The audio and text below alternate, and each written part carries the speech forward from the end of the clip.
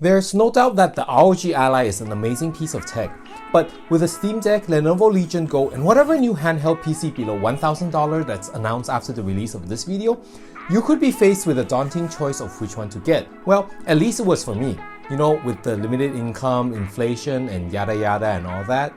So, if you're still on the fence, deciding if you should get the ROG Ally as your next handheld gaming device, then consider checking out this video where I will share 5 reasons as to why, as much as I love the ROG Ally, I've also realized that it's not the right product for me and that I just probably wasted $800.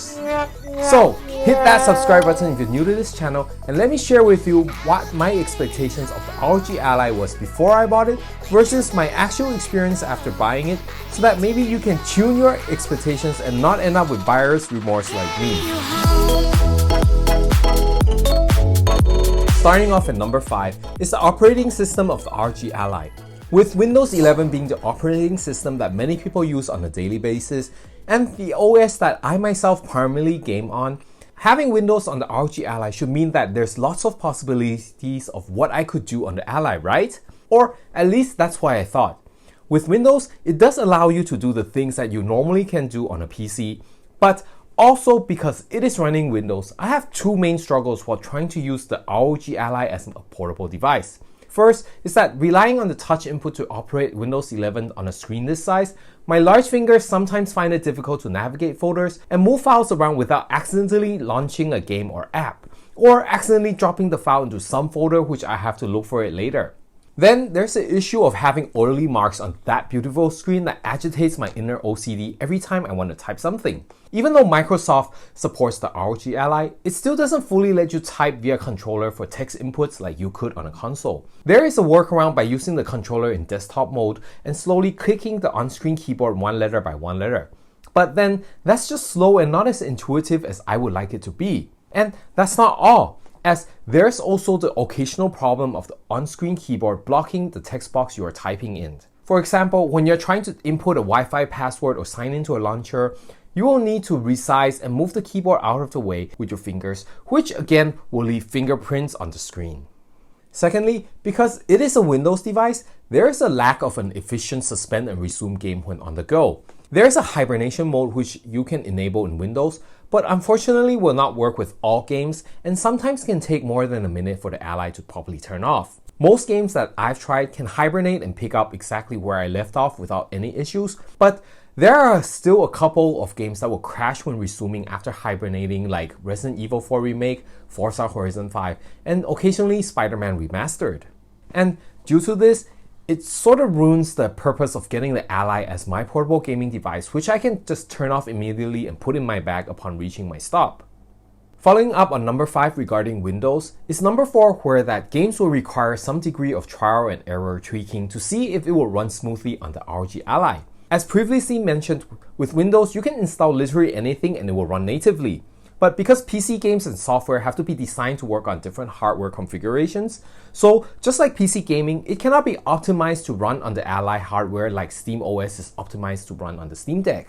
And because of this, many games will install and run more smoothly on the Steam Deck without requiring any tweaking from you as long as it is verified by Steam. With the ROG Ally, I learned that not all games that run smoothly on my desktop will run smoothly on the Ally. For most games, a simple tinkering in the game settings menu or changing to a higher wattage power profile will let the game run smoothly, but I've run into a couple of games such as The Evil Within that will not play properly with the hardware of the ROG Ally.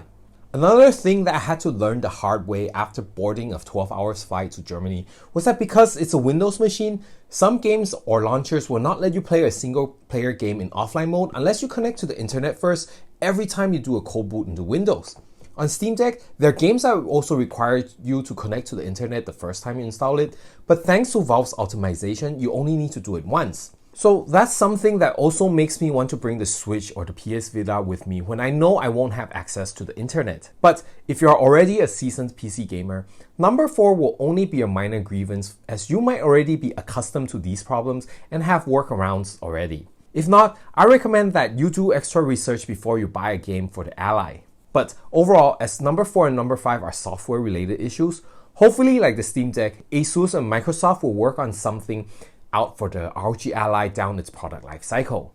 Moving on to the more physical aspects of the ROG Ally, number 3 is the faulty storage expansion design, which I'm guessing you probably already heard a lot about. At first, I also thought I was one of the lucky ones whose unit don't have this problem. But as I started to use my Ally more and more for extended periods playing demanding games with the Turbo TDP mode, I also fell victim to 2 cooked SD cards 2.5 months later. So with a super high probability that this will happen, using the SD card as an affordable storage expansion for the ROG Ally is no longer viable. And because of this design flaw, I have to either uninstall and preload games I want to play before every trip, or I can spend another $100+ to upgrade the SSD, bringing the price of the ROG Ally that much further from its competition.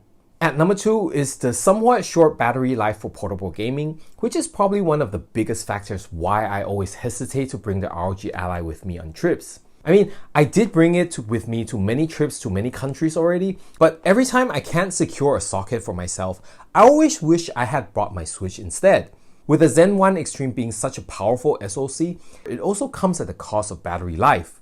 Already knowing this before I bought the Ally, I initially thought that I could just tune down the graphical settings and run at a lower TDP for longer gaming time, because I thought that a screen of this size, graphical settings will make such a big difference. But it turns out that during actual use, there are other sacrifices that I had to make because there are other factors that also burn through the battery other than graphical settings.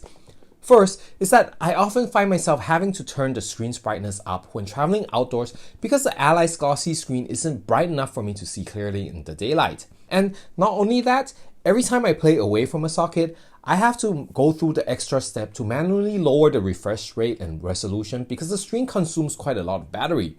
And second is that because the device is running Windows, there are background processes that will make the SoC use up more power than it should.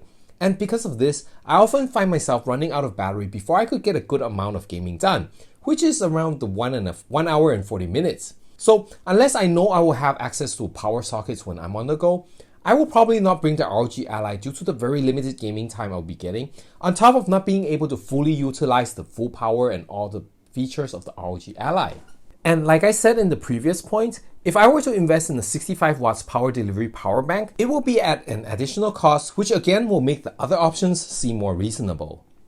Now, having said all these 4 points, it brings me to the number 1 and probably the biggest reason why I felt I wasted $1,000 by buying the ROG Ally. But as a quick side note, number 1 may or may not apply to you because you see, my full-time job requires me to always bring around a laptop, so I always will have a machine that's capable of PC gaming when I'm on the go. And because the ROG Ally can't really be used efficiently as a productivity computer without bringing along a keyboard, mouse, screen, and a docking station or hub, which are all extra costs by the way, I can't just bring only the ROG Ally and not bring my laptop. Even though ideally that's what I would want to do, because the ROG Ally still offers a convenient form factor for gaming on the go. And also because of the previously mentioned point of needing a socket to be able to fully enjoy the ROG Ally, I mostly find myself using the ROG Ally when I'm already in places where it's also convenient to use a laptop, like in a hotel or at coffee shops or on the bed before going to sleep. So that kind of defeats the purpose of me owning an ROG Ally. But overall, despite feeling that I have wasted money on it, I still really love the ROG Ally because it is an amazing piece of gaming tech and I love amazing gaming tech.